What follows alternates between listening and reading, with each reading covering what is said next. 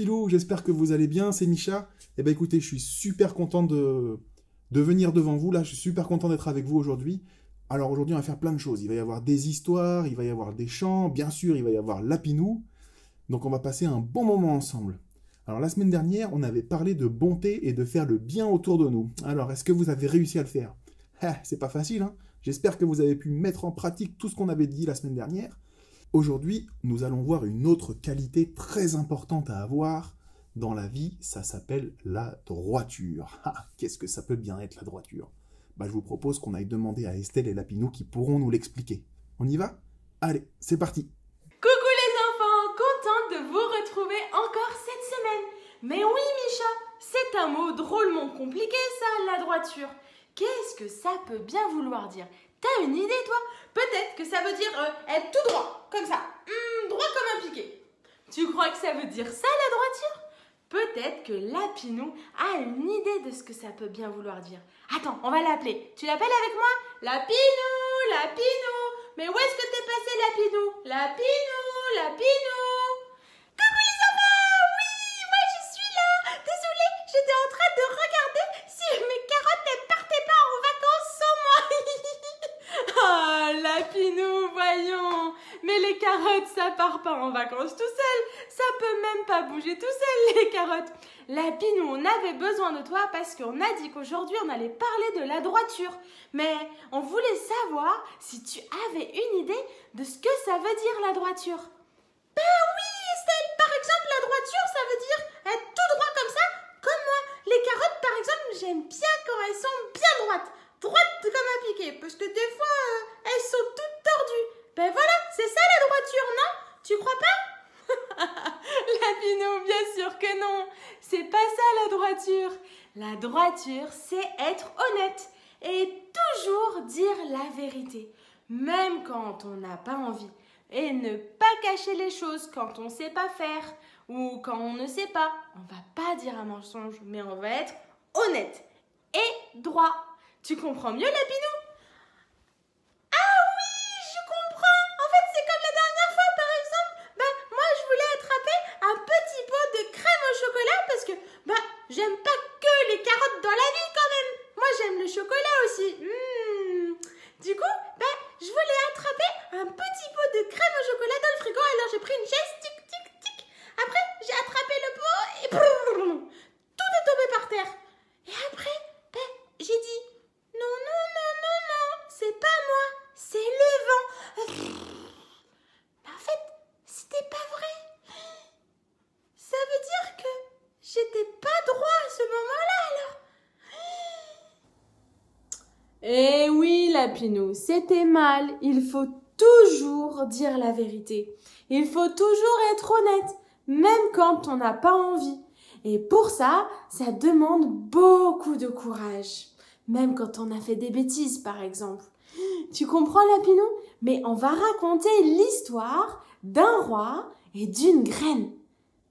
Et il y aura aussi des princesses, parce que moi, j'aime trop les histoires avec des princesses. Mais oui, Lapinou, il y aura aussi une des princesses et même un jardinier. Alors, écoutons. Ah oui, écoutons. Le roi et la graine. Le roi Carnac était soucieux.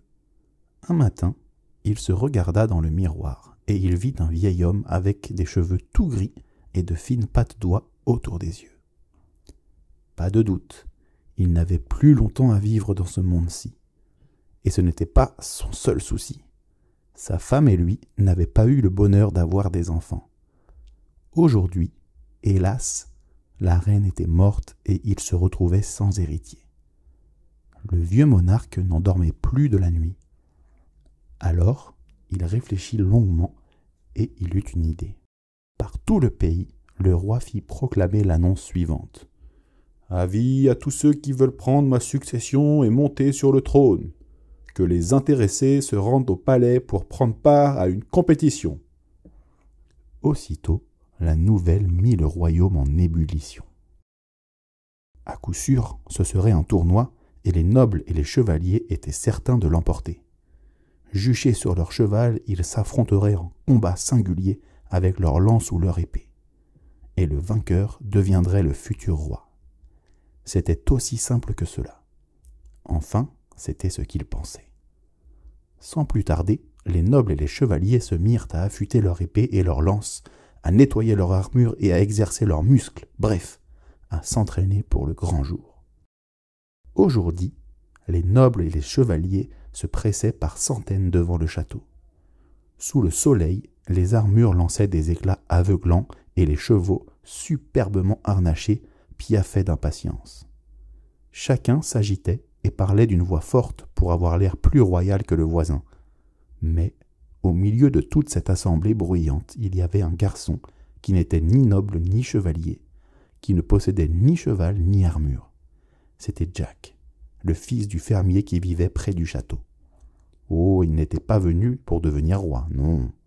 Simplement, Jack était fasciné par toute cette agitation, et il était curieux de voir ce qui allait se passer. Soudain, le héros du roi donna l'ordre de descendre de cheval et de laisser les armes à l'entrée du palais. Un grondement parcourut la foule des nobles et des chevaliers. Comment ? On allait les priver de leur tournoi ? Ronchonnant dans leur barbe, ils pénétrèrent dans la cour du château. Puis, les sonneurs firent retentir leurs clairons, et chacun se tut. Une vaste porte en chêne s'ouvrit. Le roi parut. Le héros se mit à crier « En rang, tout le monde !» En rang ? Ah, ça, on n'avait jamais vu les nobles et les chevaliers se mettre en rang. Furieux, ils repoussèrent les valets qui s'empressaient autour d'eux. Seulement voilà, le roi était le roi, et il fallait bien s'exécuter. Soufflant et jurant, ils finirent par former une ligne, ma foi, plutôt tordue. De dessous son manteau, le vieux monarque tira alors une bourse. Et de cette bourse sortit une chose minuscule, pas plus grosse qu'une graine. « Je vais en donner une à chacun d'entre vous, » annonça-t-il. « Prenez-la et tâchez de la faire germer. Puis, revenez dans 6 mois avec ce que vous aurez obtenu. Alors, je choisirai qui sera roi après moi. » Un murmure de protestation s'éleva de la foule. « Faire pousser une graine ? Pouah ! C'était un travail de paysan. » Ce que les chevaliers voulaient, c'était se battre d'homme à homme, pas faire germer une graine. Enfin, s'il fallait en passer par là pour devenir roi, eh bien, ils en passeraient par là. Un par un, en traînant les pieds, ils s'avancèrent pour recevoir leurs graines. Jack regardait la scène en souriant. Ce qu'il était fils de fermier et qu'il savait tout sur les graines et l'art de les faire pousser. Donc, lui aussi fit la queue pour recevoir sa graine. De retour à la maison, Jack trouva un petit pot et le remplit de terreau. Puis, il y enfouit la graine et arrosa soigneusement. Comme il savait que certaines graines aimaient bien l'obscurité, il installa le pot dans une belle et grande armoire. Chaque jour, il regardait la terre en espérant y voir une minuscule pousse verte. Mais rien ne sortait. Alors, il plaça le pot sur le rebord de la fenêtre au soleil. Et, chaque jour, il regardait et arrosait. En vain. Il cessa donc de verser de l'eau pendant un certain temps. Mais cela ne fit aucune différence. « Je sais, » se dit Jack. « Ce qu'il faut, c'est du bon fumier bien fort. » Il se rendit aussitôt dans le poulailler où il ramassa un peu de crotte de coq. Impossible, cette fois, que cela ne marche pas. Malheureusement, au bout d'une semaine, toujours pas la moindre petite pousse verte. 2 mois passèrent, la graine de Jack refusait toujours de germer. Pourtant, il avait tout essayé, même de parler ou de chanter devant le petit pot. Jack, à présent, était désespéré. Aussi grimpa-t-il sur le toit pour y déposer le pot près de la cheminée. Voilà un endroit bien chaud et bien ensoleillé, songea-t-il. Hélas, rien ne sortit de terre. Pour finir, il emporta le pot dans la forêt. Peut-être que la graine serait heureuse d'avoir des arbres autour d'elle. Mais rien n'y fit. Au bout de 3 mois, Jack renonça. Jamais je ne réussirai à faire pousser cette graine. Lorsque vint le jour de se rendre au palais, Jack refusa d'y aller. Mais ses parents le houspillèrent. « Tu as fait beaucoup d'efforts, lui dirent-ils. Tu dois t'y rendre. » À contre-cœur, il accepta et prit le chemin du château. Sous son manteau, était dissimuler le petit pot avec la graine dont il s'était tant occupé. Devant le palais, les nobles et les chevaliers se pavanaient comme des paons, pressés de montrer les fleurs et les plantes qu'ils avaient réussi à faire pousser. Il y avait des coquelicots, des pensées, des roses trémières, des dahlias, des géraniums, des azalées, des œillets, des lys, des soucis, des tournesols, des digitales et des chrysanthèmes. On se serait cru dans le plus beau des jardins au mois de juin. Lorsque le clairon retentit, les nobles et les chevaliers se précipitèrent dans la cour en tenant fièrement leurs belles plantes. Cette fois, pas besoin de leur demander de se mettre en rang, et dans un recoin se tenait Jack, le petit pot de terre toujours caché sous son manteau. Le vieux monarque monta sur l'estrade et la foule se tut. Le premier seigneur s'avança et présenta ses magnifiques fleurs. Le roi y jeta un bref coup d'œil. « Oui, très bien, merci, lança-t-il. Au suivant !» Le second seigneur s'avança. « Oui, très bien, merci, dit le roi. Au suivant !» L'un après l'autre, les concurrents reçurent tous la même réponse. « Oui, très bien, merci. Au suivant !» Jack, lui, n'avait pas du tout l'intention de se présenter. Il n'avait rien à montrer. La queue diminuait et bientôt il ne resta plus le moindre chevalier. Soudain, une main poussa Jack dans le dos et le propulsa devant le roi. « Je suis désolé, votre majesté, » bafouilla le garçon. « Je n'ai pas réussi à faire pousser la graine que vous m'aviez donnée. Pourtant, j'ai tout essayé. » Et penaud, il s'apprêtait à descendre les marches quand une main royale se referma sur son épaule. « Comment t'appelles-tu, mon garçon ?»« Jack, votre majesté. »« Eh bien, Jack, dit le roi, tu as fait merveille. »« Merveille ? Majesté, s'étonna le garçon. Mais rien n'est sorti de la graine ? Le roi éclata de rire. « Ah, Jack, mon garçon, je ne sais pas d'où viennent les magnifiques fleurs des nobles et des chevaliers, mais je suis sûr que ce n'est pas de la graine que je leur ai donnée. Vois-tu, ces graines, je les avais fait griller une bonne heure avant de les distribuer. Alors, impossible qu'elles aient pu germer. » Jack sentit la tête lui tourner. « Mon garçon, reprit le roi, de tous les concurrents, tu es le seul qui ait eu le courage et l'honnêteté de me dire la vérité. Or, le courage et l'honnêteté sont exactement les qualités que je recherche. Par conséquent, Jack, je te déclare mon héritier et digne successeur sur le trône. » Jack était éberlué. Il n'en revenait pas. Et pour dire la vérité, il n'était pas tout à fait sûr d'avoir envie d'être roi. Heureusement, le vieux monarque vécut encore quelques années, ce qui laissa à Jack le temps de s'habituer à l'idée et d'apprendre quelques trucs de roi, comme monter à cheval et parler d'une voix forte, par exemple. Quand enfin le vieux monarque mourut, Jack monta sur le trône à sa place. « Vive Jack Ier! Vive Jack l'unique !» Il faut dire que Jack Ier n'était pas seulement honnête et courageux, il aimait aussi beaucoup la nature, et il adorait voir pousser les plantes. Bientôt, arbres et fleurs se répandirent partout. La nature entra dans la ville et les gens de la ville se rendirent dans la nature. On raconte même que certains seigneurs raccrochèrent leur épée pour se mettre au jardinage. Mais le plus beau, ce fut lorsque Jack Ier décida de créer le grand tournoi de fleurs. Chacun pouvait y montrer ce qu'il était capable de faire pousser. Et il en est toujours ainsi aujourd'hui. Et oui les filous, c'est une belle histoire. Quand on a le courage, eh ben, c'est parce que c'est vrai, il faut beaucoup de courage pour dire la vérité. Des fois, on n'a pas envie de la dire, la vérité. Mais dès qu'on prend le courage de le dire, d'avouer nos erreurs et nos échecs, c'est très important et c'est beaucoup mieux que de mentir.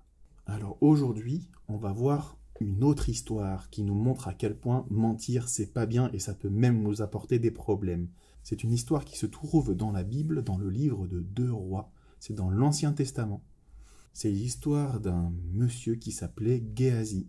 Et Géasi, il a menti. Il a menti à son maître et du coup, ça lui a entraîné beaucoup de problèmes par la suite. Alors qu'il aurait dû simplement avouer ce qu'il avait fait une bêtise, qu'il avait fait une erreur, mais il n'a pas voulu le faire. Il a préféré garder son mensonge et continuer dans son mensonge.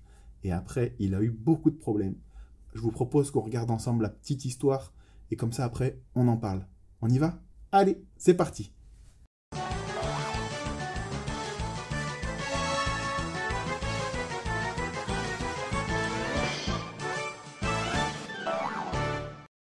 Le prophète Élisée.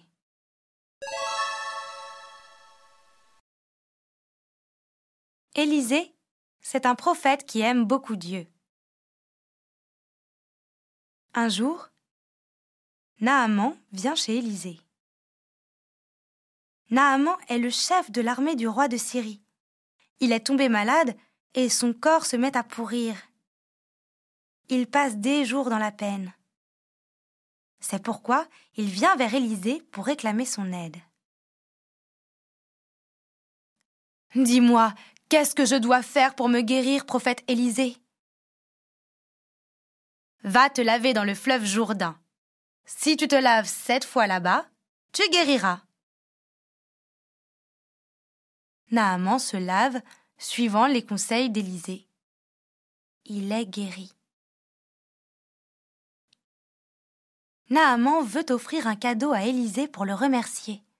Mais Élisée le refuse nettement. Géasi, le serviteur d'Élisée, est avec eux. Géasi poursuit Naaman, qui est en train de s'éloigner, et lui ment. « Naaman, mon maître m'envoie seulement te demander 30 kilos d'argent et 2 habits de fête. »« Ah bon ? Je te donne 60 kilos d'argent et 2 habits avec tous mes remerciements. » Après avoir reçu les choses, Géasi les cache et retourne auprès de son maître Élisée. « Géasi, d'où viens-tu ? » ?»« Je viens de me promener. »« Géasi, tu mens. Tu ne t'es pas aperçu que j'étais avec toi quand tu étais avec Naaman ? En effet, la lèpre de Naaman va s'attacher à toi et aux enfants de tes enfants pour toujours. » Dès cette parole d'Élisée, Géasi devient lépreux. Géasi regrette sa faute, mais il est trop tard.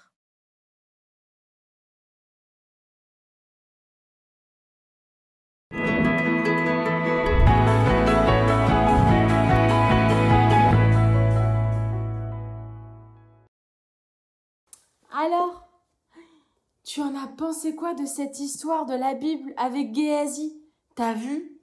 Parce qu'il a été malhonnête, regarde, après, il est tombé malade.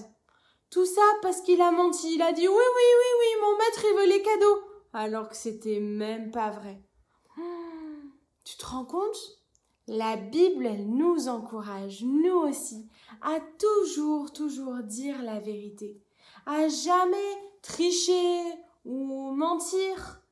Parfois, on a envie de mentir, on a envie de tricher. Par exemple, quand on joue à cache-cache. T'as déjà joué à cache-cache ? Quand moi je compte 1, 2, 3, des fois j'ai envie de tricher et de mettre les mains comme ça. Comme ça, je vois où est-ce que mes amis ils se cachent. Mais c'est pas bien de faire ça. Après, c'est facile. En plus, je vais les trouver tout de suite. C'est pas bien de tricher. Tu sais que quand tu triches, ça fait de la peine à Dieu. Et Dieu, il est tout triste. Il se dit, mais pourquoi il fait ça ? C'est pareil quand tu mens.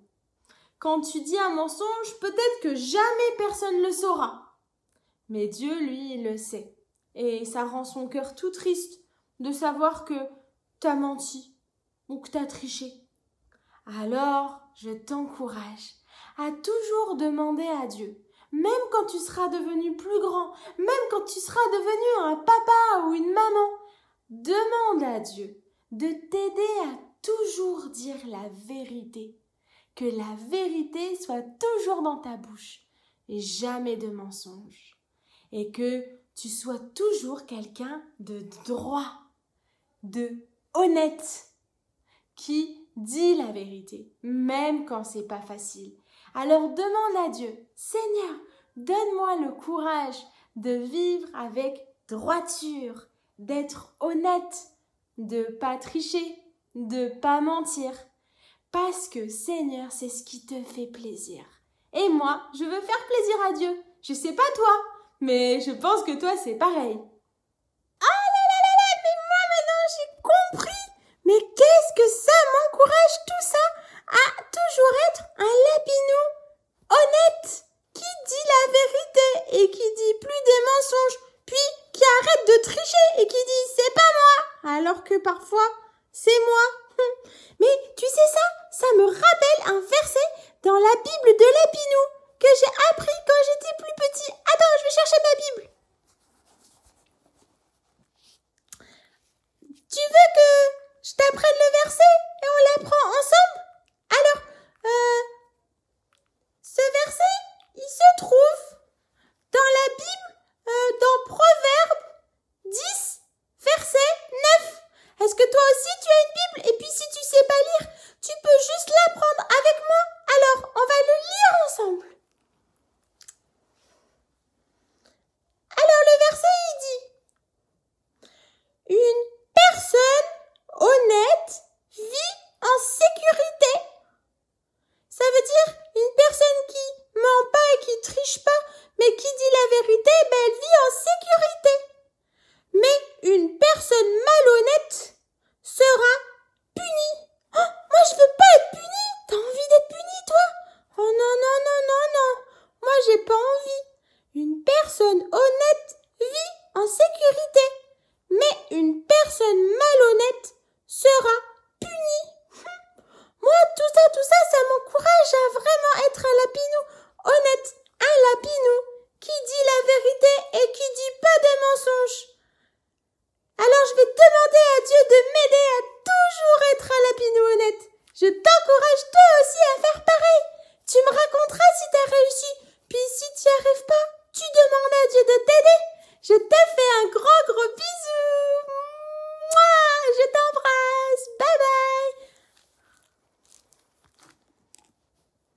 Est-ce que maintenant tu veux qu'on loue Dieu ensemble? Louer Dieu, c'est simple, il y a plein de manières de le faire. Louer Dieu, c'est dire merci au Seigneur pour qui il est et pour tout ce qu'il fait. Il y a plein de manières de louer Dieu. On peut le louer en chantant, la la la la la.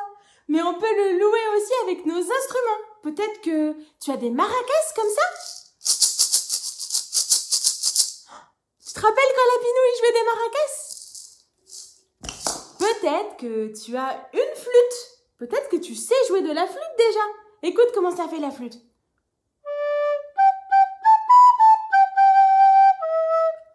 Ah, t'as reconnu? T'as reconnu ce chant? On peut louer Dieu avec la flûte. Ou alors peut-être que tu n'as pas d'instrument du tout chez toi. Si c'est le cas, si maman elle est d'accord.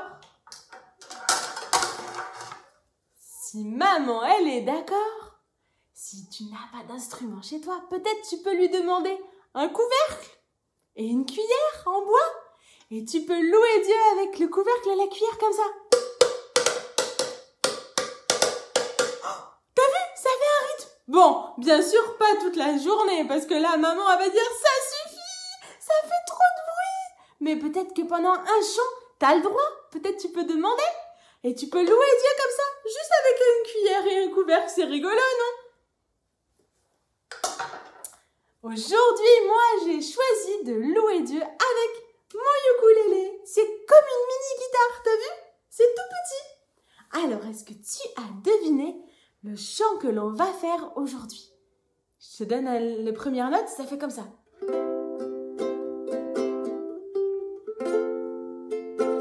T'as deviné? Il n'y a vraiment personne comme Jésus. Il n'y a vraiment personne comme Jésus. Il n'y a vraiment personne comme Jésus. Il n'y a vraiment personne comme lui. Hey, tu le connais ce chant? Alors debout. Soit tu es avec ton instrument, soit tu chantes, mais tu peux aussi danser. Alors c'est parti. On va dire qu'il n'y a personne comme Jésus. Personne qui nous aime comme Jésus. Personne qui est grand comme Jésus, qui est fort et qui est tous les jours avec nous. Alors loue-le de tout ton cœur, en pensant aux paroles que l'on chante. T'es prêt? C'est parti! Il n'y a vraiment personne comme Jésus. Il n'y a vraiment personne comme Jésus. Il n'y a vraiment personne comme Jésus. Il n'y a vraiment personne comme lui. J'ai longtemps marché, j'ai marché. Personne, j'ai tourné. Personne, j'ai fouillé. Personne, il n'y a vraiment personne comme lui. Encore une dernière fois. Il n'y a vraiment personne comme Jésus. Il n'y a vraiment personne comme Jésus. Il n'y a vraiment personne comme Jésus. Il n'y a vraiment personne comme lui. J'ai longtemps marché, j'ai marché, marché. Personne, personne, j'ai tourné, tourné. Personne, personne, j'ai fouillé, fouillé. Personne, personne, il n'y a vraiment personne comme lui. Il n'y a vraiment personne comme lui.